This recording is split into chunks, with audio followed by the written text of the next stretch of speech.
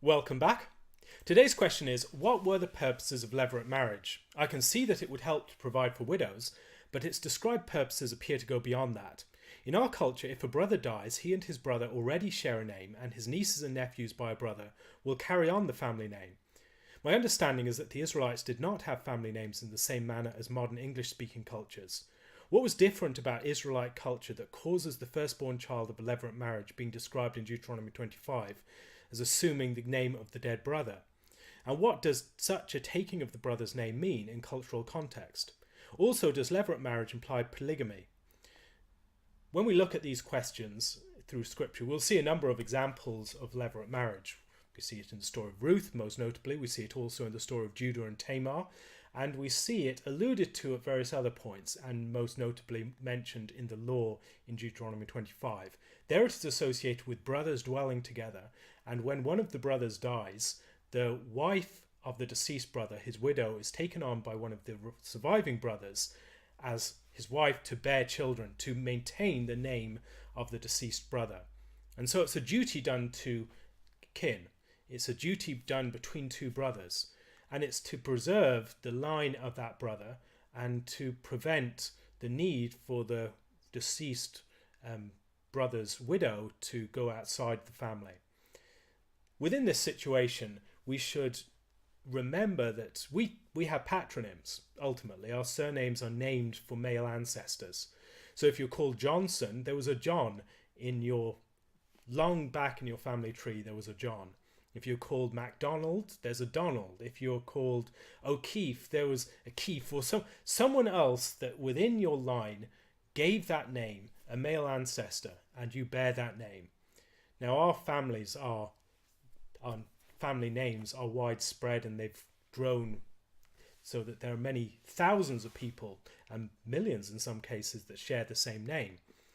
When we're looking at scripture, those patronyms are more closely associated with the immediate male ancestor. And in that case, we see that they can die off very easily. And so the duty of brothers towards their brother to preserve that family name is not just a surname in the way that we would think about it. It's a line. It's something that is associated with inheritance, a particular portion. And for this reason, brothers would have it in their interest, perhaps, to allow that name to die off. They would have more of the inheritance. And yet there was the duty to dwell together and be faithful to each other by not allowing that to happen. And so to preserve that legacy, preserve that line and lineage. And we can easily think of that as just about the brother, but it's about the widow too. The widow has a vested interest in maintaining the name of her deceased husband. That's her household. And if that is allowed to just die off and she has to marry outside, she loses a lot of her standing and her status. She loses the line that she has become part of. And this is, the levirate marriage is designed to preserve her place. It's also something that does provide for her needs, that in a society where a lot of the needs are provided for by the family, the immediate structure of the extended family and the relations that will provide for you, that is a concern, that when someone was widowed, that they would have someone coming in to provide for them. Otherwise, we'll see poverty stalks the heels of people who have lost providers. That's why the scripture talks so much about the widows and the fatherless. Orphans, not just orphans as those who have lost mothers and fathers, but particularly fathers, because they lack the provision that they'll need to survive, and they can often lose a sense of their name. When we're thinking about this, it's also important to consider the way that, for instance, if we're looking in the story of Ruth, that twist in the tale shows that it could be performed in a number of different ways. The story allows us to see the way that Elimelech's name was preserved through Boaz's action. Now Elimelech and his two sons had died, and Ruth has allied herself with Naomi. And so when the child is born, when Obed is born, it is described not as Ruth's child, not as the child that preserves the name of Ruth's husband, but the child that maintains the name of his father-in-law. And it's Naomi in particular that it's associated with. Then the women said to Naomi, "Blessed be the Lord, who has not left you this day without a near kinsman, and may his name be famous in Israel, and may he be to you a restorer of life, and a nourisher of your old age, for your daughter-in-law who loves you, who is better to you than 7 sons, has borne him." Then Naomi took the child and laid him on her bosom, and became a nurse to him. Also the neighbour women gave him a name, saying, "There is a son born to Naomi." And they called his name Obed. He is the father of Jesse, the father of David. Now, if we look through the story, I think it also helps us to answer the question of polygamy, because it seems that there must have been restrictions upon taking a wife if you're performing the duty of levirate. Because the temptation in that case would be just to not perform the duty of the levirate, to raise up your own inheritance and allow the inheritance of your brothers to fail. But the duty towards the widow was something that limited, it seems, the right of the surviving brother to take a wife for himself and to maintain his own inheritance. And so it's one of the concerns of the nearer kinsman in chapter 4 of Ruth, that the nearer kinsman does not want to ruin his own inheritance. Now, why is that? Presumably because if he redeems the land, and if he redeems Naomi, then there's a problem.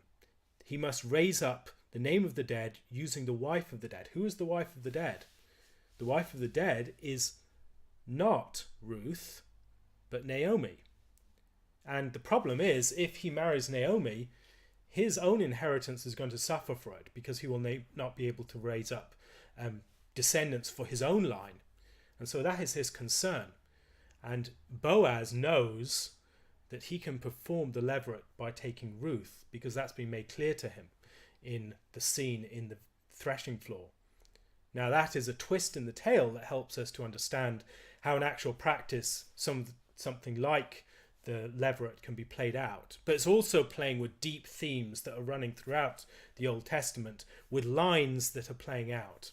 So we see Lot's line and Moab and Lot's daughters who sleep with him when he's intoxicated. This theme is playing out. And then Judah as well.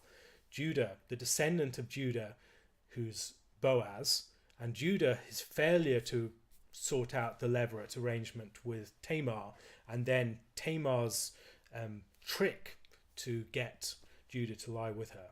There is a playing out of these themes again, and a relationship of the line of Moab, the line of Lot, and Haran, the deceased brother, with the line of Judah. And so there are things playing out here that help us to see that this theme of the levirate is not just an odd law that existed back then. This is a deeper concern.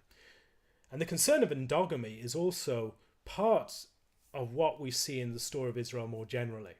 The concern that inheritance not be lost, that lines not be dried up and wither, that Israel not marry outside in a way that undermines their own identity as a people.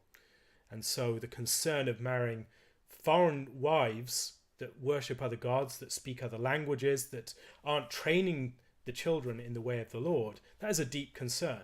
And so the society of Israel within Scripture is described as highly endogamous, marrying within the group. We see this in the line of Abraham, for instance. Abraham marries his sister, Sarah, and Sarah is the daughter of Terah, but she's not the daughter of Abraham's mother. Now, there have been suggestions, and these are very intriguing, that Sarah is related to Ishka, who is one of the daughters of Haran, the brother of Abraham that dies. And so the brother of Abraham dies, and one of his daughters, Milcah, is taken by Nahor, who's Abraham's other brother, and Ishka is that other daughter, and there's Lot as well as the son. The question is Abraham trying to preserve with Nahor the line of his brother, his deceased brother Haran? And that is an interesting question, particularly as we see lots of endogamous relationships later on. Isaac and Rebekah, for instance, or Jacob and Rachel and Leah. These are marrying into lines of the family. And here what we're seeing again in the story of Ruth and Boaz is the line of Haran and the line of Abram joining again. If we look through this, I think there are suggestions and possibilities that Sarah could have been of the line of Haran.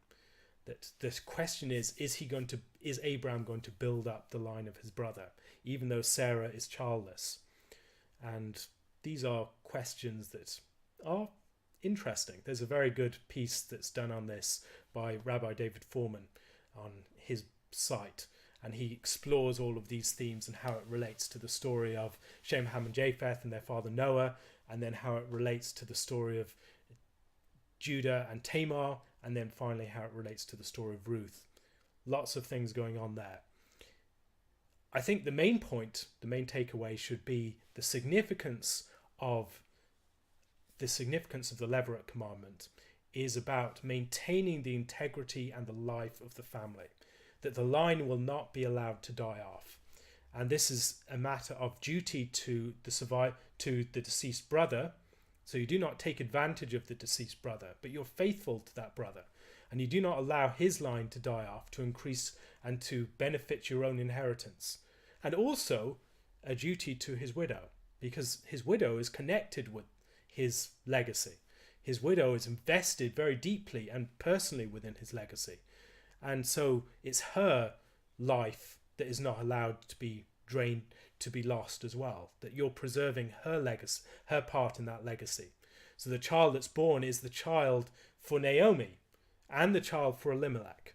It's for both of them. It's to preserve what has been lost and a legacy that seemed to have died out within the land of Moab. There are many other questions you could ask about this. If you have any, please leave them on my Curious Cat account. If you would like to support this and other videos, please do so using my Patreon or PayPal accounts. And at the moment, I'm trying to work towards transcribing all of my videos. And that will take quite a bit of work, and I want to pay for someone to do this. So if you would be interested in making that possible, please consider contributing in some way. It would be very much appreciated. Thank you very much for listening, and Lord willing, I'll be back again tomorrow. God bless.